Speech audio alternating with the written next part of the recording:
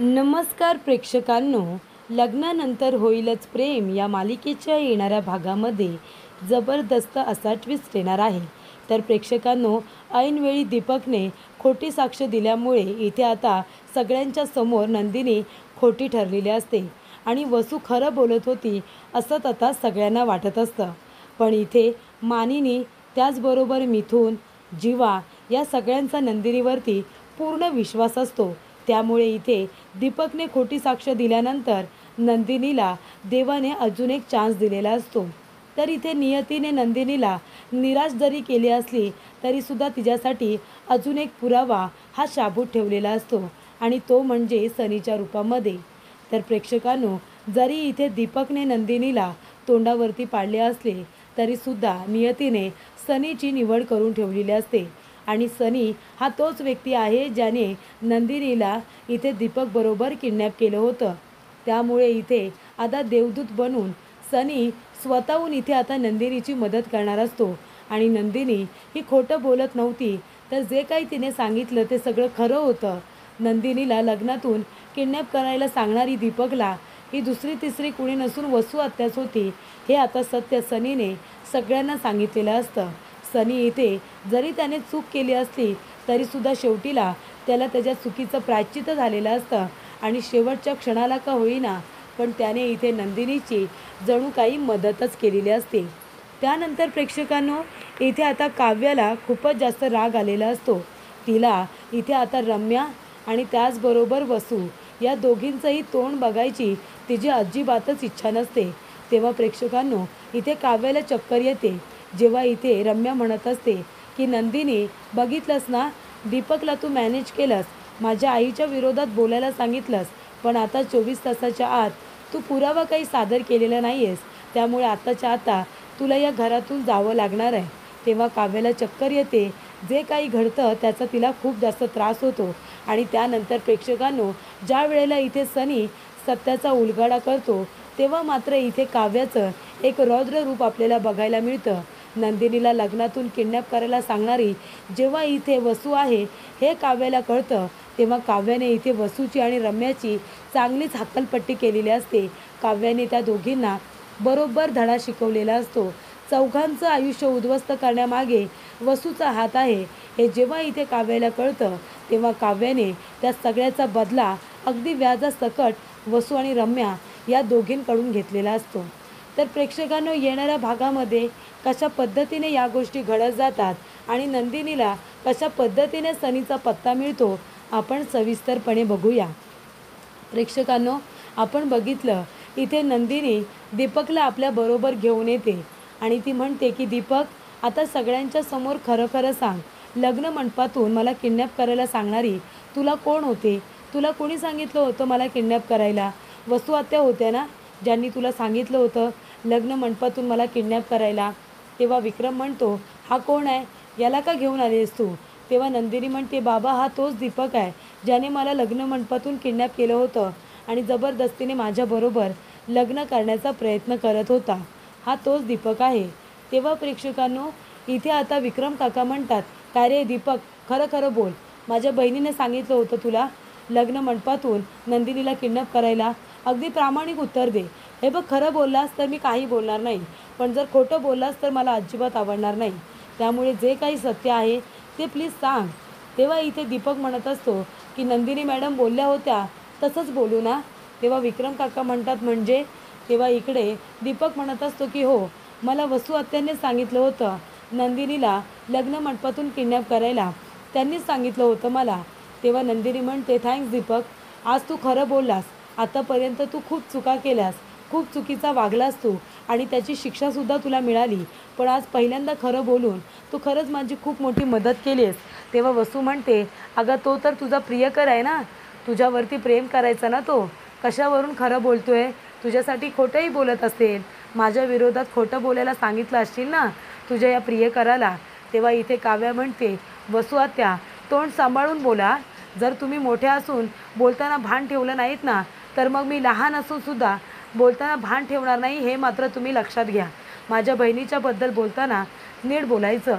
तेव्हा इथे दीपक म्हणतो की हां हां, वसू आत्याने सांगितलं होतं नंदिनी तुला लग्नातून किडनॅप करायला, बरं आता मी जाऊ ना, माझ्यावरची केस मागे घेशील ना? तू जसं म्हणाली होतीस मी तसं केलं आहे, बरोबर की नाही? जर मी तुझ्या बाजूने साक्ष दिली तर तू माझ्यावरची केस मागे घेशील असं तू म्हणाली होतीस. आता मी बोललो की नाही तुला हवं होतं तसं, मग आता आता तू घेशील ना माझ्यावरची केस मागे? आता दीपक हे सगळं खोटं बोलतो. वसू म्हणते, दादा बघतोयस ना ह्याचं काय चाललंय ते? तेव्हा रम्या म्हणते, बघ मामा बघ, म्हणजे या नंदिनीने हिच्या ह्या प्रियकराला सांगितलं की तुझ्यावरची केस मी मागे घेते आणि मग तू माझ्या बाजूने साक्ष दे, वसू आत्यांच्या विरोधात खोटं बोल. काय गं नंदिनी, इथे तर तू किती प्रामाणिक आहेस, किती खरं बोलतेस, त्याचे आम्हाला सातत्याने धडे देत असतेस ना. आणि मग आता काय झालं गं? आता कुठे गेली तुझी ती सत्यवादीपणा, कुठे गेला तुझा खरेपणा? तेव्हा रम्या म्हणत असते की मला माहिती होतं नंदिनी, तू कुठलाही पुरावा घेऊन येणार नाही आहेस. अगं तुझ्याकडे पुरावा नाहीच आहे मुळी. माझ्या आईला विनाकारण अडकवण्याचा प्रयत्न करत होतीस ना. आम्ही दोघीजणी तुझ्या नजरेत खुपतो का गं, म्हणून तू खोटं बोललीस? तेव्हा नंदिनी म्हणते, दीपक मी तुला असं काहीही सांगितलेलं नाही आहे. मी तुला काय म्हणाले होते, जे काही खरं आहे ते फक्त सगळ्यांना सांग. आणि तू इथे येऊन खोटं बोलतोयस. तू नालायक होतास आणि तू नालायकच राहशील. आणि इथे आता नंदिनी दीपकच्या जोरदार कानाखाली वाजवते. दीपक खोटं बोललेला असतो. त्यानंतर प्रेक्षकांनो, दीपकला आता पुन्हा इथे पोलीस येतात आणि अरेस्ट करून घेऊन जातात. त्यानंतर इथे रम्या म्हणत असते, काय मग नंदिनी, नंदिनी जे बोलते ते करून दाखवते. मग आता अजून एक शब्द तू बोलली होतीस. काय बोलली होतीस? 24 तासाच्या आत जर पुरावा नाही देऊ शकले तर मी हे घर सोडून निघून जाईन असं म्हणाली होतीस ना तू. मग चल, आता घर सोडून जायची वेळ आली तुझ्यावरती. आताच्या आता हे घर सोडून निघून जा. तेव्हा इकडे काव्याला तर चक्करच येते. काव्याला खूप मोठा धक्का बसतो. तेव्हा इथे नंदिनी म्हणते, हो मी जसं बोलले होते मी तसंच करणार आहे. मी पुरावा नाही आणला आहे ना, मग मी हे घर सोडून निघून जाईन. पण रम्या, एक गोष्ट लक्षात ठेव, दीपकला इथे वसू आत्यानेच मॅनेज केलं आहे आणि हे स्वतः मला दीपकने सांगितलं आहे. वसू आत्या माझ्या आधी गेल्या होत्या दीपकला भेटायला आणि त्यांनी दीपकला सांगितलं की काहीही झालं तरीसुद्धा तू नंदिनीच्या बाजूने साक्ष द्यायची नाही असं मला स्वतः दीपकने सांगितलं आहे. त्याच्यामुळे तू कितीही खोटं बोल, तू काहीही कर, पण तरीसुद्धा आज ना उद्या वसू आत्यांच्या विरोधामध्ये मी पुरावा आणणार म्हणजे आणणारच. कारण कसं आहे ना, नंदिनी खरोखर फक्त बोलून दाखवत नाही तर ती करूनसुद्धा दाखवते. आणि मी जे काही बोलले, जे काही मी इथे त्यांच्यावरती आरोप केलेत ना, ते खरं तर आरोप नाहीच आहेत. तर इथे खरोखर त्यांनी जी चूक केली आहे ना, ती फक्त मी वसू आत्यांची बोलून दाखवलेली आहे. वसू आत्याने मला किडनॅप करायला सांगितलं होतं तर होतं, मी तेच सत्य फक्त सांगितलं आहे. बाकी मी काहीही माझ्या मनाचं खोटं बोललेली नाही आहे. त्याच्यामुळे मला कसल्याही पद्धतीचं वाईट वाटत नाही आहे. मी हरलेली नाहीच आहे मुळी. 24 तासांमध्ये पुरावा जरी आणला नाही आहे ना, तरीसुद्धा हा पुरावा आत्यांनी मॅनेज केला म्हणून, दीपकला त्या सकाळी जाऊन भेटल्या म्हणून दीपक स्वतः मला म्हणाला, तुम्ही कुणीही माझ्या बोलण्यावरती विश्वास ठेवा अथवा नका ठेवू, पण मी जे बोलते ते खरं आहे. हो आई, वसू आत्या सकाळी जाऊन दीपकला भेटून आल्या होत्या. जेव्हा मी दीपककडे मदत मागायला गेले होते तेव्हा दीपकच मला म्हणाला की 24 तासाच्या आत त्या वसुंधराच्या विरोधामध्ये तुला पुरावा हवा आहे ना, म्हणून आलीस ना इथे. पण त्याने मला स्वतःवरची केस मागे घ्यायला सांगितली, मी नकार दिला म्हणून त्याने माझ्यावरती हा राग काढला असं नंदिनी म्हणते. तेव्हा प्रेक्षकांनो, इथे मानिनीचा नंदिनीवरती पूर्ण विश्वास असतो. रम्या म्हणते, बाद झालं गं, किती खोटं बोलशील, आणि आता तुझा हा खरा चेहरा आहे ना सगळ्यांच्या समोर आला आहे. साळसूतपणाचा आव आणू नकोस. आता ही तुझी बॅग घ्यायची आणि इथूनच रस्ता पकडायचा. अजिबात आता घरामध्ये यायचं नाही. तेव्हा इथे काव्या शुद्धीवरती येते. काव्या म्हणत असते, ताई तू कुठेही जायचं नाही आहे, हे घर तुझं आहे. तू लग्न होऊन या घरामध्ये आली आहेस, त्याच्यामुळे या घरची सून, जीवाची बायको म्हणून तुला या घरामध्ये राहण्याचा अधिकार आहे. तुला कुठेही जायची गरज नाही आहे. मला माहिती आहे माझी नंदिनी ताई कधीच खोटं बोलत नाही. तेव्हा नंदिनी म्हणते, काव्या तुझा विश्वास आहे ना माझ्यावरती, मग तू माझ्यावरती विश्वास ठेव. तुला आवडणार आहे का की तुझी बहीण इथे पुरावा घेऊन नाही आली आणि ती इथे राहिली? तुला तुझ्या बहिणीला हरलेलं बघायचं आहे की जिंकलेलं? तेव्हा काव्या म्हणते, मला नेहमीच तुला जिंकलेलं बघायचं आहे. तेव्हा नंदिनी म्हणते, हे बघ काव्या, मी कधीच कुणाबरोबर स्पर्धा केलेली नाही आहे, तुला पण माहिती आहे. पण इथे आता प्रश्न माझ्या इथे खरेपणाचा आहे, प्रश्न माझ्या स्वाभिमानाचा आहे. त्याच्यामुळे मला जर माझा स्वाभिमान, माझी सेल्फ रिस्पेक्ट पुन्हा जर परत आणायची असेल ना, तर मला इथे पुरावा द्यावाच लागणार आहे. मग तुला हे आवडणार नाही का की तुझ्या ताईने पुरावा आणलेला? हवाय ना तुला पुरावा आणलेला? मग आता मला जाऊ दे. पण तू काळजी करू नको, मी लवकरच परत येईन, पुरावा घेऊनच परत येईन, असं इथे आता नंदिनी काव्याला म्हणते. तेव्हा जीवा म्हणतो, नंदिनी प्लीज जाऊ नकोस तू. तेव्हा नंदिनी म्हणते, नाही जीवा, मी लवकरच परत येईन. एवढ्या लवकर तरी मी घर सोडून जाणार नाही आहे, मी परत येईन. तेव्हा जीवा म्हणतो, मग मी पण येतो तुझ्याबरोबर, आपण दोघेजणं सोबत राहूया ना.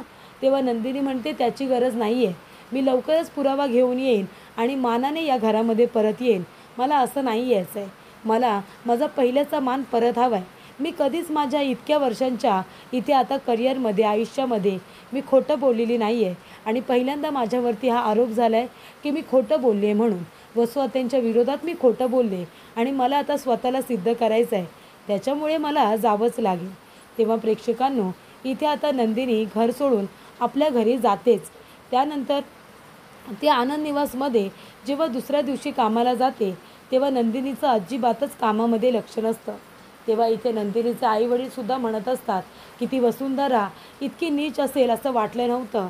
खरं तर तिने आमचा राग माझ्या मुलीवरती काढलेला आहे, माझा राग तिने माझ्या मुलीवरती काढला आहे, पण तिचं कधीच भलं होणार नाही आहे, असं इकडे आता नंदिनीचे बाबा आणि आई म्हणत असतात. ती जे काही वागले ते अत्यंत चुकीचं आहे, तिचा खोटारडेपणा एक ना एक दिवस समोर येणारच. त्यानंतर प्रेक्षकांनो, इथे आता नंदिनी आनंद निवास गेल्यानंतर रेखा आता आनंद निवासमध्ये कामाला परत येते. तेव्हा ती सगळ्यांना पेढे देत असते आणि म्हणत असते की पेढे घ्या, पेढे घ्या, तोंड गोड करा. तेव्हा इथे नंदिनी म्हणते, अगं कसला पेढा देतेस रेखा? तेव्हा रेखा म्हणते, नंदिनी अगं तुला माहिती आहे का, माझी वहिनी प्रेग्नेंट होती ना, अगं तिला गोंडस मुलगी झाली, तुला माहिती आहे का? त्यांची मदत कुणी केली? अगं काव्यताई आणि पारदादा या दोघांनी मदत केली, कारण आमची रिक्षा बंद पडली आणि वहिनीला लेबर पेन होत होते. योग्य वेळी त्यांची गाडी आली आणि त्यांनी गाडीमध्ये टाकून वहिनीला हॉस्पिटलला नेलं आणि त्याचबरोबर सगळा खर्चसुद्धा केला गं हॉस्पिटलचा. आणि इथे माझ्या भावाला यायला उशीर झाला, इथे डॉक्टरांनी तिला दुसरीकडे शिफ्ट करायला सांगितलं होतं, पण काव्यताईने बरोबर डॉक्टरांना त्यांच्या कर्तव्याची जाणीव करून दिली आणि माझ्या वहिनीकडे लक्ष द्यायला सांगितलं. तेव्हा मग त्या डॉक्टरांनी बाहेरून सर्जन बोलवला आणि मग आता माझ्या भावाला एक गोंडस मुलगी झालेली आहे, त्याचे हे पेढे आहेत. तेव्हा नंदिनी म्हणते, हो का, बरं झालं, बरी आहे ना आता वहिनी, आणि बाळ कसं आहे? तुमच्या वहिनीला आणि भावाला दोघांनासुद्धा आता कॉंग्रॅच्युलेशन सांगा. तेव्हा रेखा म्हणते, ठीक आहे, थांबा नंदिनी, मी तुला फोटो दाखवते बाळाचा. तेव्हा इथे आता बाळाचा फोटो हा रेखाने आपल्या मोबाईलमध्ये काढलेला असतो, पण बाळाबरोबरच बाळाचे आई आणि वडील हे दोघेही असतात. तेव्हा जेव्हा नंदिनी तो फोटो बघते तेव्हा नंदिनी सनीला बघते. सनीला बघितल्यानंतर नंदिनीला आठवतं दीपक बरोबर तिला किडनॅप करण्यासाठी सनीसुद्धा आलेला असतो.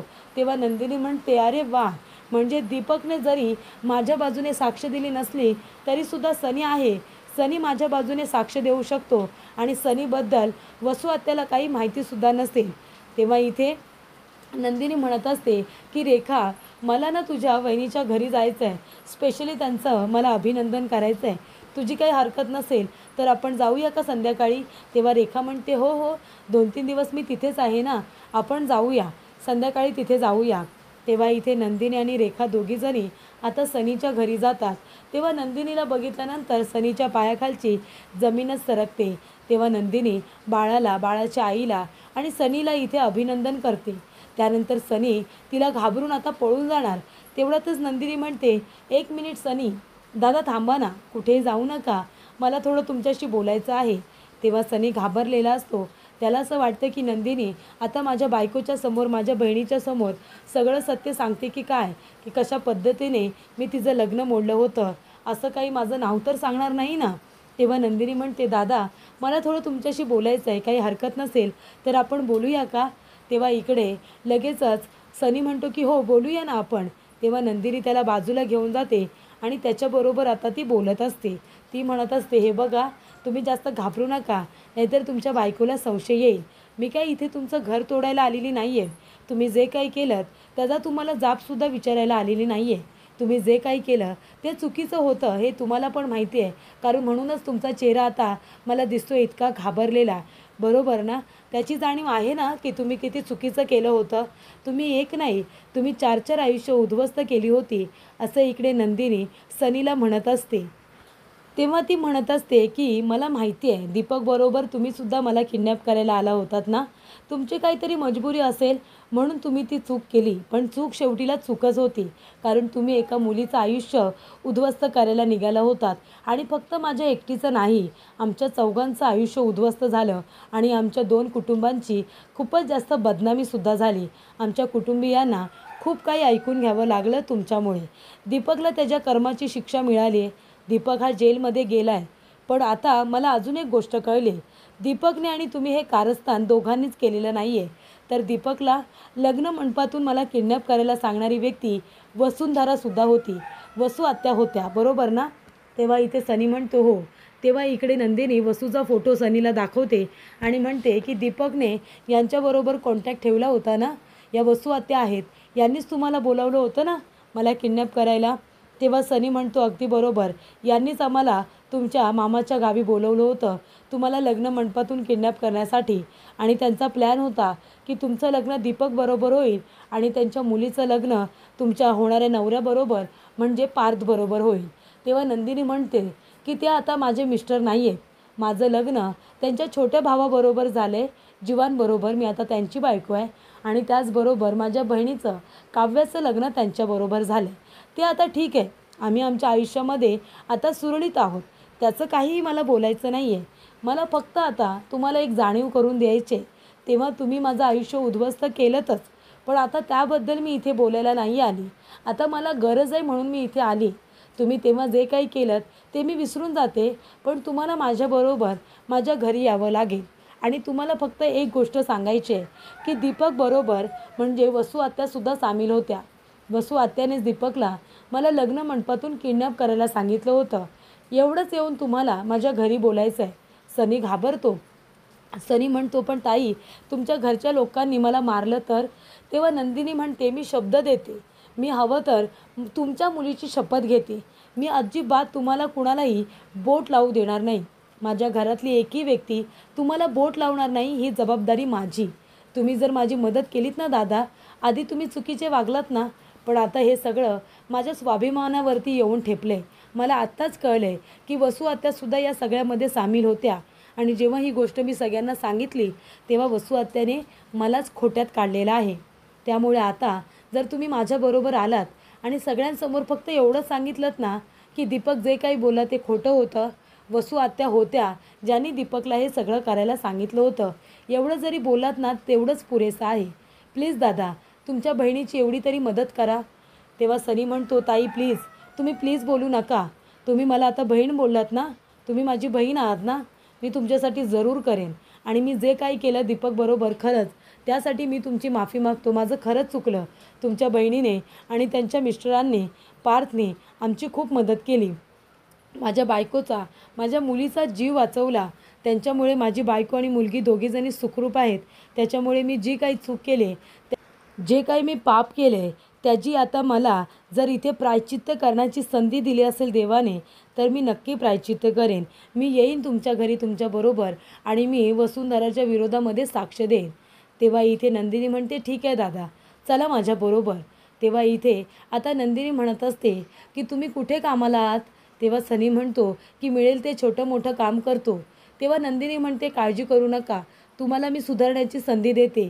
तुम्हाला जर काम हवं असेल तर तुम्ही आमच्या इथे आता आनंद निवासमध्ये काम करू शकता, पण प्रामाणिकपणे तुम्ही काम करायचं, पुन्हा वाईट मार्गाने जायचं नाही.